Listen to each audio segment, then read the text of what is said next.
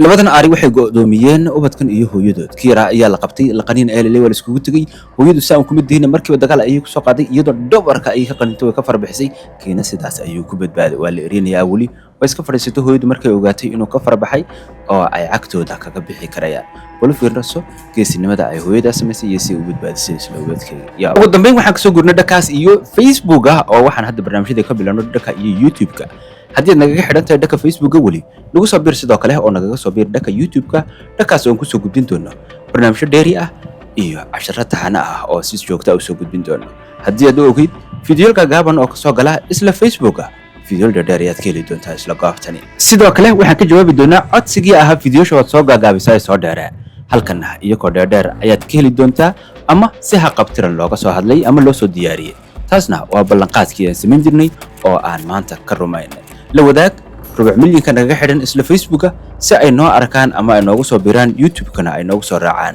mahadsanid mar labaad